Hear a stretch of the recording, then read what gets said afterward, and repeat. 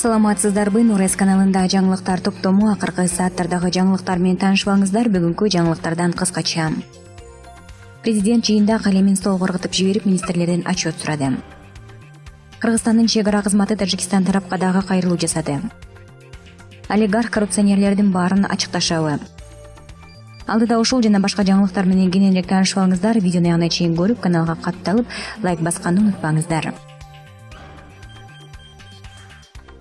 Баткендин Кадамжай районунун Кызыл Булак айылынын 1993 тургундары ден соолугуна мүмкүнчүлүгү чектелген классташына үй салып, ичинде бүтүрүп беришти. Бул тууралуу өкмөттүн Баткен облусундагы өкүлүнүн маалымат кызматы кабарлады.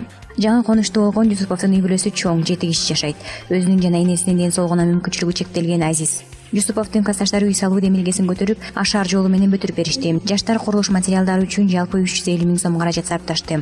Ошондой эле үйдүн ичин дагы жасап беришти, деп айтылат маалыматта. Демилгелүү жаштарга эмгек жана социалдык өнүгүү министрлиги менен Кадамжай райондук мамлекеттик администрациясы мындай жакшы демилгеси үчүн ыраазычылык каттарын тапшырган.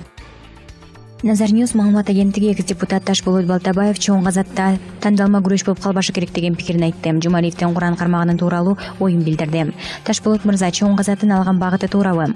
Негизи багытын колдойм. Бул эч жактан бери көптөгөн мекенчил адамдар көтөрүп келе жаткан нерсе. Бирок приватизациядан олигарх болгондордун, кредиттерди солоп кеткендери, коррупциянын башка саздарына баткан азаматтарын калтырбай аташса жакшы болмок. Чоң казатта тандалма күрөш болуп калбашы керек.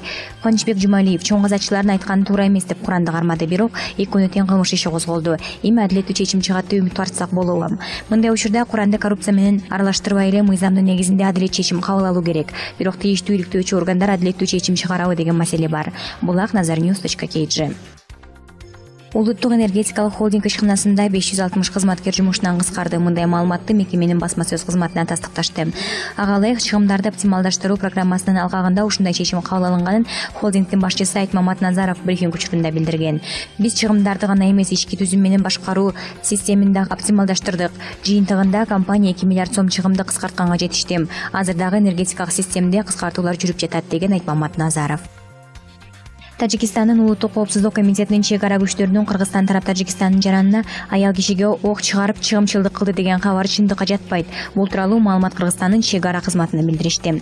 27 майда Баткен районунун Жака Өрүк аймагында Баткен жана Исфара райондорунун өкүлдөрүнүн кырдаалды териштирүү боюнча жол кошуусу өттү. Кыргыз-тажик чек ара кызматынын өкүлдөрү чек ара тилкесинде чатактын алдын алуу жана аны мындан ары болтурбоо маселесин талкуулады. Алар аталган маалыматты эки тараптан тең объективдүү карап чыгууга кызыктар экенин билдиришти. Бул факты боюнча эки мамлекеттин тартип коргоо органдары биргелешип териштирүү иштерин баштады. Кыргызстандын чек ара кызматы тажик тарапты ЖМКларга так эмес маалыматтарды таратпоону жана чек арада болгон окуяга бааны алар менен биргелешип берүүгө чакырды. Учурда кыргыз-тажик чек арасында абал туруктуу экени айтылды. Россия президенти Владимир Путин аймактагы суу ташкындар жана өрт менен күрөшүү боюнча видео кеңешме өткөрүп жатып, колундагы калем сабын столго ыргытып жиберди. Бул тууралуу РИА Новости жазып чыкты. Видео РИАнын Кремль пулунун Twitter баракчасына чыккан. Бул мамлекет башчы жаратылыш кырсыгына кабылган элдин кооптуулугу туурасында айтып жатканда болгон. Ага бир нече министрлер катышып жаткан. Путин тиешелүү министрлердин Россиядагы суу ташкындарын жана өрттүн алдын алуу, ага каршы чараларды көрүү боюнча майнаптуу ишти талап кылган. Россиянын аймактарындагы жогорку абал боюнча өзгөчө Кырдаал, Байкал боюндагы аймактарга Тува, Иркутск облустарындагы жана Хакасия республикасына киргизилген. Дагы 49 жерден өрт кооптуулугу күч болуп тургандыктан Токой аралаган элге жаратылыш коюнда от жагууга тыюу салынган. Чүй ОИБнин жол кыймылынын коопсуздугу камсыздоо башкармалыгынын инспекторунун каза болгондугуна байланыштуу сотко чейинки өндүрүш башталып, кызматтык иликтөө жүрүүдө. Бул тууралуу Ички иштер министринин басма сөз кызматынан билдиришти. Маалыматка ылайык, бүгүн Чүй ОИБнин жол кыймылынын коопсуздугун камсыздоо башкармалыгынын инспектору каза болгон. Азырынча кырсыктын чоо жайы белгисиз. Аталган факты Жайыл райондук ички иштер бөлүмүнүн кылмыштардын жана жоруктардын бирдиктүү реестрине катталды. Сотко чейинки өндүрүш процесстин жүрүшүндө окуянын кандайча болгондугун жана себептерин аныктоо боюнча ыкчам тергөө иликтөө иш-чаралары жүргүзүлүүдө деп айтылат маалыматта. Буга чейин Чүй облусунун Жайыл районунда милиция кызматкери табелдик курал менен өзүн башка атканын жергиликтүү басмалар ишеничтүү булактарына таянуу менен жазып чыгышты. 27 майда акыйкатчы Токоюн Мамытов УКМКнын тергөө абагында болуп, ал жакта жаткан Алмазбек Атамбаев, Каныбек Осмоналиев, Дүйшөн Зилалиев, Албек Ибраимов, Айбек Калиев, Сардор Абдрахманов жана Бектурсун Айталиевтерге жолугуп, алардын арыздарын укту. Бул тууралуу акыйкатчы аппараттын басма сөз кызматына билдирди. Алардын айтымы боюнча акыйкатчы менен маектешүү учурунда Осмоналиевдин ден соолугунун абалы жөнүндө арызданып, президенттик администрациянын жана өкмөттүн клиникалык ооруканасына медициналык справкасын көрсөткөн. Ал эми мурдагы президент Алмазбек Атамбаевдин кан басымын кескин төмөндөп кеткенин айткан. Белгилегендей, камактагы адамдар мыйзамсыз аракеттерге байланыштуу айрым судьяларга жана укук коргоо органдарынын башчыларына арызданышкан. Бардык айтылган даттануулар жана кайрылуулар акыйкатчы институтунун кызматкерлери тарабынан кылдат иликтенип, андан кийин сотторго жана мамлекеттик органдарга жазуу жүзүндө кайрылуулар даярдалат, деп айтылат маалыматта. Таластын мурдагы губернатору Койсун Курманалиева 2010-жылы кайра кайталанса революцияга катышпайт элем деп арман кылыптыр. Чын эле революцияга катышкандар өздөрү өркүнө турган абал түзүлдүбү.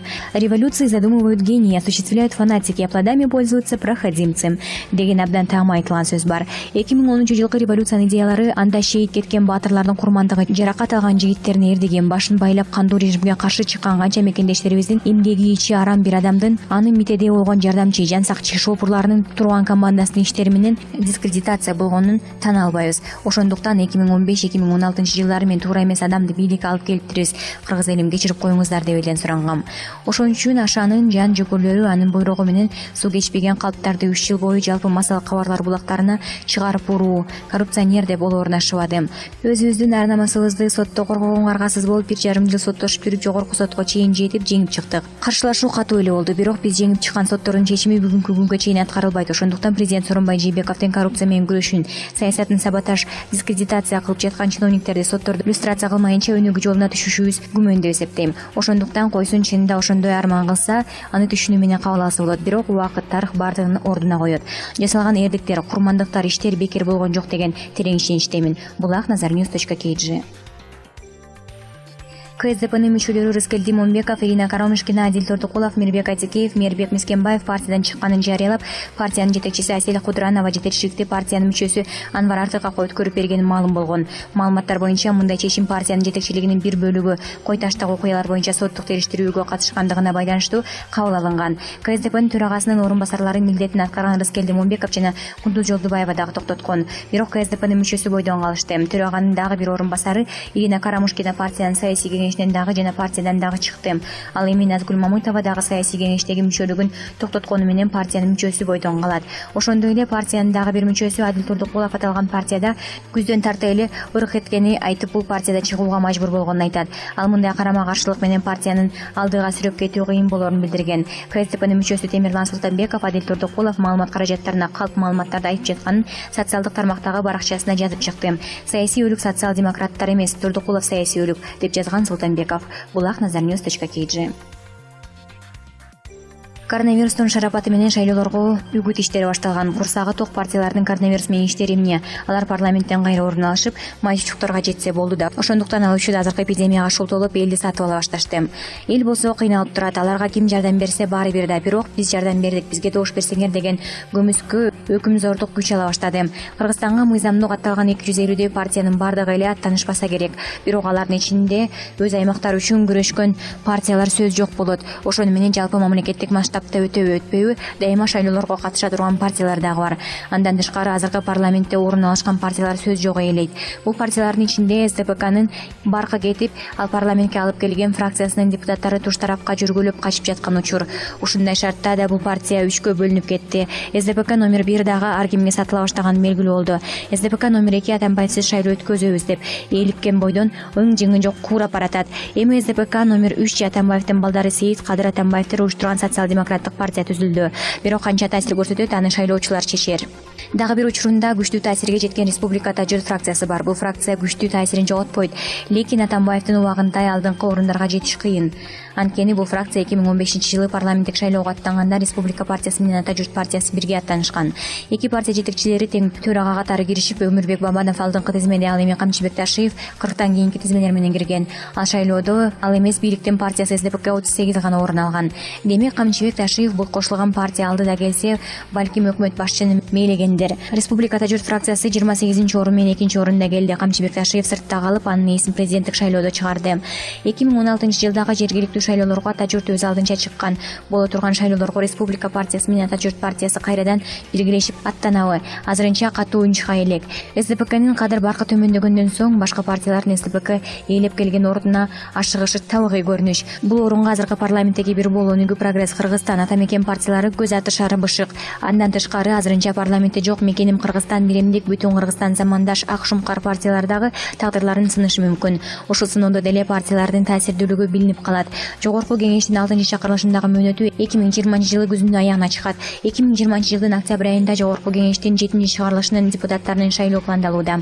Бул тууралуу Борбордук шайлоо комиссиясынын төрайымы Нуржан Шайлдабекова Сооронбай Жээнбековдун кабыл алуусу учурунда билдирген. Шайлдабекова жакынкы 2 жылдын ичинде өтчү шайлоолор тууралуу маалымат берген. 2020 жылдын апрелинде 31 жергиликтүү кеңешке шайлоо айылдык жана шаардык болмок коронавирустун айынан кийинкиге жылдырылган. 2020 жылдын октябрында жогорку кеңешке шайлоо болот. 2021 жылдын апрелинде 417 жергиликтүү кеңешке шайлоо айылдык жана шаардык болот. 2021 жылы 4 жергиликтүү кеңешке шайлоо айылдык болот. Азиз Келдибеков, Nazarnews.kg.